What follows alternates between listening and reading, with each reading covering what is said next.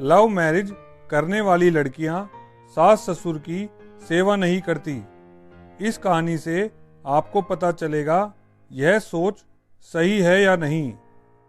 रेनू ने अपने बेटे दीपक के लिए लड़की ढूंढने के लिए सभी रिश्तेदारों दोस्तों से कहा। उसे एक बहुत अच्छी लड़की की तलाश थी। वह अपने पति विक्रम से इसी बात की चर्चा करती कि जब दुल्हन इस घर में आएगी तो घर कितना खुशहाल हो जाएगा। चांद सा टुकड़ा लाऊंगी अपने बेटे के लिए। एक दिन रेनू ने अपने बेटे से पूछा, बेटा तुझे कैसी लड़की चाहिए? दीपक ने कुछ डरते हुए अपनी माँ से कहा, माँ मुझे एक लड़की पसंद है। दीपक की ये बात सुनकर उसकी माँ को धक्का सा लगा। शाम के समय रेनू ने चाय पीते समय धीमी सी आवाज में अपने पति से कहा, दीपक ने अपने लिए एक लड़की पसंद कर रखी है। रेनू के इतना कहते ही उसके पति ने सवालों की झड़ी लगा दी। कौन है लड़की? कहाँ से है? क्या करती है? तुमने कुछ पूछा नहीं दीपक से? रेनू ने कहा, नहीं मैंने कुछ नहीं पूछा। वो सुबह ऑफिस जा रहा था इसलिए मैंने ज़्यादा कुछ नहीं पूछा। अगले दिन सुबह दीपक की पसंद का नाश्ता बनाकर जैसे ही रेनू बैठी, दीपक माँ माँ करता हुआ माँ के गले से लिपट गया। रेनू ने कहा, क्या बात है, आज बड़ा खुश है। इस पर वो कहने लगा कि मैंने आपको प्रिया के बारे में कल बताया था ना, ये देखिए प्रिया की फोटो। रेनू कुछ घबराई नज़रों से फोटो को देखने लगी। रेनू को फोटो में लड़की अच्छी लगी, पर फिर भी उसके मन में यही सवाल चल रहा था कि लड़की का व्यवहार कैसा होगा, रिश्तेदार क्या कहेंगे। रेनू ने अपने मन में ये धारणा बना रखी थी कि लव मैरिज करने वाली लड़की सास ससुर की सेवा नहीं करती और अपने सास ससुर की इज्जत भी नहीं करती। दीपक ने उत्सुकता से अपनी माँ से पूछा, माँ लड़की कैसी लगी? उसकी माँ ने कहा, ठीक है, और मन ही मन सोचने लगी, अगर मैं ढूंढ कर लाती तो इससे अच्छी लड़की ढूंढ कर लाती। उसकी माँ ने पूछा, पर करती क्या है, कहाँ रहती है? दीपक ने कहा, माँ मेरी कंपनी में ही जॉब करती है। उसके घर में उसके मम्मी पापा और एक छोटा भाई है। मैं उसे आपसे मिलवाना चाहता हूँ। नहीं बेटा, तुमने पसंद कर ली तो हमने पसंद कर ली। दीपक के पापा ने कहा, तुम उसके मम्मी पापा को घर बुला लो, हम रिश्ते की बात करेंगे। दीपक ये सुनकर बहुत खुश हुआ और प्रिया के मम्मी पापा का नंबर तुरंत अपने मम्मी पापा को दे दिया। कुछ दिनों बाद दोनों की शादी धूमधाम से हुई। शादी के कुछ दिन बाद दीपक और प्रिया जॉब की वजह से दिल्ली शिफ्ट हो गए। रेनू ने अपने पति से कहा, देख लो, शादी करते ही हमारे बेटे को हमसे दूर कर दिया। एक दिन दीपक ने फ़ोन किया और कहा, माँ आप और पापा कुछ दिन के लिए हमारे पास दिल्ली आ जाओ। हम दोनों को छुट्टी नहीं मिल रही है, लेकिन आप लोग यहाँ आ जाइए, साथ मिलकर रहेंगे। रेनू ने कहा, तेरे पापा से पूछकर बताऊंगी। विक्रम ने जाने के लिए तुरंत हाँ कर दी। विक्रम और रेनू जैसे ही दीपक के घर के पास पहुंचे तो रेनू ने अपने पति से कहा, महारानी तो घर पर होगी ही नहीं, वो तो ऑफिस गई होगी। जैसे ही दोनों दीपक के घर पहुंचे तो देखा दरवाजे पर ताला नहीं था। रेनू को कुछ अच्छा महसूस हुआ।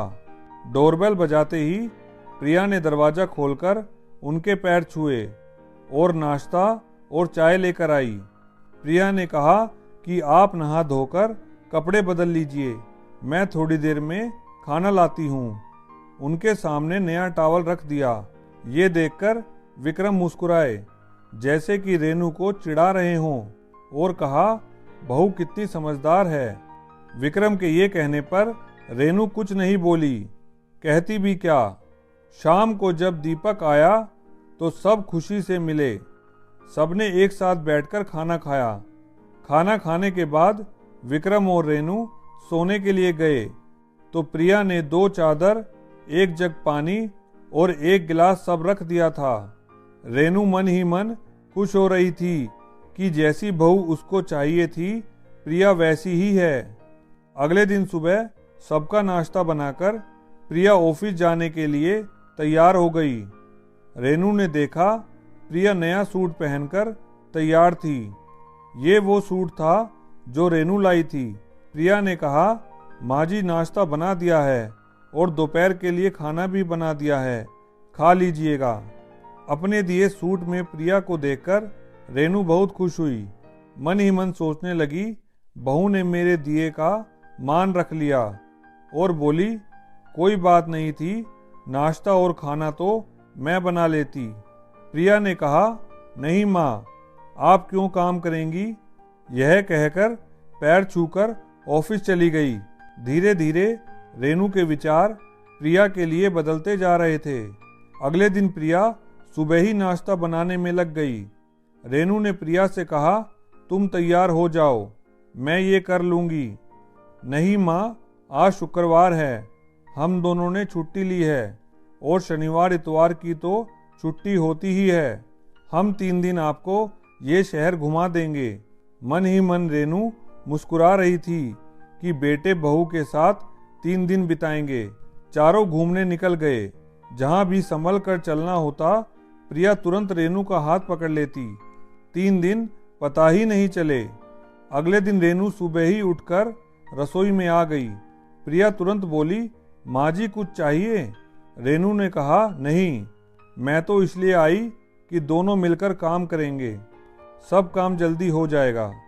ये सुनकर प्रिया मुस्कुरा दी। दोनों ने मिलकर नाश्ता बनाया और प्रिया ऑफिस के लिए तैयार हो गई। दीपक और प्रिया ऑफिस चले गए।